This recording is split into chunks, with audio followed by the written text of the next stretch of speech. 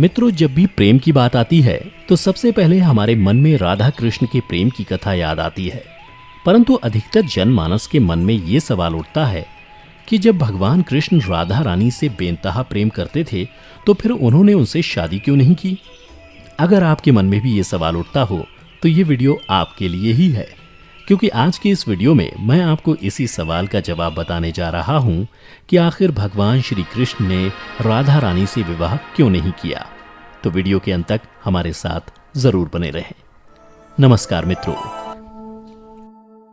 हिंदू धर्म ग्रंथों में इस प्रसंग से जुड़ी कई कथाएं प्रचलित हैं, जिनमें से सबसे पहली कथा के अनुसार ऐसा माना जाता है कि राधा कोई और नहीं बल्कि श्री कृष्ण का ही एक रूप थी। स्कंद पुराण की माने तो श्री कृष्ण को आत्मा राम भी कहा जाता है, अर्थात जो अपनी आत्मा में ही रमण करते हुए आनंदित रहता है और उसे आनंद की अनुभूति के लिए किसी अन्य की आवश्यकता नहीं होती। उनकी आत्मा तो राधा ही है, अतः राधा और कृष्ण को कभी अलग नहीं किया जा सकता। ऐसे में फिर राधा और श्री कृष्ण के विवाह होना और बिछड़ने का सवाल ही नहीं उठता। श्री कृष्ण ने ही खुद को दोनों रूपों में प्रकट किया है। ये भगवान का एक मनोरम रूप है। पुराणों में उनके इस रूप को रहस्य, अध्यात्म और दर्शन से जोड़कर देखा गया। वहीं ब्रह्म वैवर्त पुराण में वर्णित कथा के अनुसार श्री कृष्ण के साथ राधा गोलोक में रहती थीं। एक बार उनकी अनुपस्थिति में श्री कृष्ण अपनी दूसरी पत्नी विरजा के साथ घूम रहे थे। तभी राधा आ गई।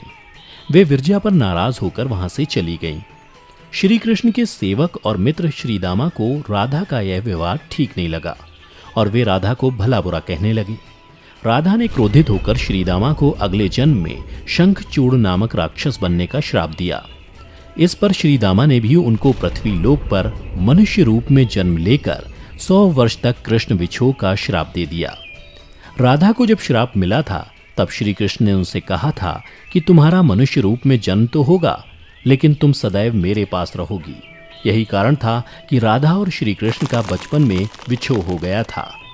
जबकि रामचरितमानस के बालकांड के अनुसार एक बार विष्णु जी ने नारद जी के साथ छल किया था। उन्हें खुद का स्वरूप देने के बजाय वानर का स्वरूप दे दिया था। इस कारण वे लक्ष्मी जी के स्वयंवर में हंसी का पात्र बन गए और उनके मन में लक्ष्मी जी से विवाह करने की अभिलाषा ही रह गई थी। नारद जी को जब इस छल का पता चला तो वे क्रोधित होकर वैकुंठ पहुंचे और भगवान को बहुत भला बुरा कहा और उन्हें पत्नी वियोग का श्राप दे दिया। नारद जी के श्राप की वजह से रामावतार में भगवान रामचंद्र जी को सीता का वियोग सहना पड़ा था और कृष्णावतार में देवी राधा का। इसके अलावा एक अन्य पौराणिक कथा के अनुसार राधा श्री कृष्ण से 5 वर्ष बड़ी थी। राधा ने श्री कृष्ण को पहली बार जब देखा था जब उनकी मां यशोदा ने उन्हें ओखल से बांध दिया था। कुछ लोग कहते हैं कि वह पहली बार गोकुल अपने पिता वृषभानु जी के साथ आई थी, तब श्री कृष्ण को पहली बार देखा था। जबकि कुछ विद्वानों की माने तो कृष्ण और राधा की पहली मुलाकात संकेत तीर्थ पर हुई थी। जो भी हो, लेकिन जब राधा ने कृष्ण को देखा तो वह उनके प्रेम में पागल जैसी हो गई थी और कृष्ण भी उन्हें देखकर मोहित हो गए थे और फिर दोनों में प्रेम हो गया था। ऐसा माना जाता है कि तभी से राधा श्री कृष्ण की मुरली सुनकर बावरी होकर नाचने लगती थीं और वह उनसे मिलने के लिए बाहर निकल जाती थीं। जब गांव में कृष्ण और राधा के प्रेम की चर्चा चल पड़ी तो राधा के समाज के लोगों ने उसका घर से बाहर निकलना बंद करवा दिया।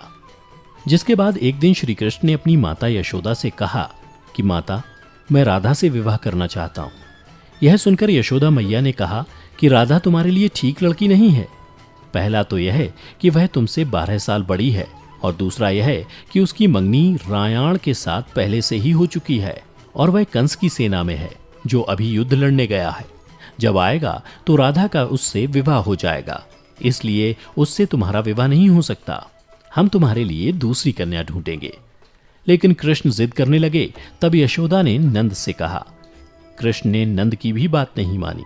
तब नंद बाबा कृष्ण को गर्ग ऋषि के पास ले गए। गर्ग ऋषि ने कृष्ण को समझाया कि तुम्हारा जन्म किसी खास लक्ष्य के लिए हुआ है। इसकी भविष्यवाणी हो चुकी है कि तुम तारणहार हो। इस संसार में तुम धर्म की स्थापना करोगे। तुम्हें इस ग्वालन से विवाह नहीं करना चाहिए। तुम्हारा एक खास लक्ष्य है। तब श्री कृष्ण कहते हैं कि मुझे नहीं बनना तारणहार, मैं तो अपनी गायों, ग्वालनों और इन नदी पहाड़ों के बीच ही रहकर प्रसन्न और आनंदित हूँ। और यदि मुझे धर्म की स्थापना करनी है तो क्या मैं इस अधर्म के साथ शुरुआत करूं कि जो मुझे चाहती है और जिसे मैं प्रेम करता हूं उसे छोड़ दूं? यह तो न्याय नहीं है। गर्ग मुनि हर तरह से समझाते हैं, लेकिन कृष्ण नहीं समझते हैं। तब गर्ग मुनि उन्हें एकांत में यह रहस्य बता देते हैं कि तुम यशोदा और नंद के पुत्र नहीं, देवकी और वासुदेव के पुत्र हो, और तुम्हारे माता पिता को कंस ने कारागार में डाल रखा है। यह सुनकर श्री कृष्ण कुछ भी कहने की स्थिति में नहीं रहे और फिर उन्होंने कहा, कृपया मेरे बारे में कुछ और बताइए। तब गर्ग मुनि ने कहा कि नारद ने तुम्हें पहचान लिया है और तुमने अपने सभी गुणों को प्रकट कर दिया है। तुम्हारे जो लक्षण इस ओर संकेत करते हैं कि तुम ही वह महापुरुष हो जिसके बारे में ऋषि मुनि चर्चा करते हुए आ रहे हैं।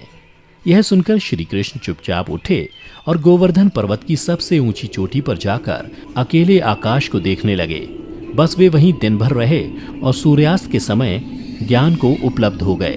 वहीं से उनकी दशा और दिशा बदल गई।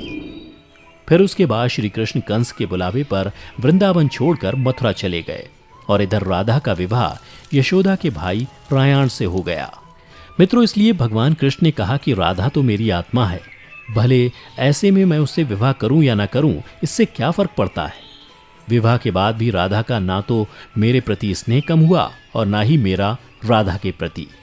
इसलिए मित्रों, अगर आप भी किसी से प्रेम करते हैं और आपकी उससे शादी नहीं होती है तो निराश ना हो, बल्कि उसके प्रेम को अपने मन में हमेशा के लिए याद रखें, जैसा कि श्री कृष्ण ने किया था। तो मित्रों, उम्मीद करता हूं कि आपको श्री कृष्ण और राधा की ये प्रेम कथा पसंद आई होगी। अगर पसंद आई हो तो इसे ज़्यादा से ज़्यादा लाइक करें और अपने दोस्तों के साथ शेयर भी अवश्य करें। फिलहाल आज की वीडियो में इतना ही। अब हमें इजाज़त दें। आपका बहुत बहुत शुक्रिया।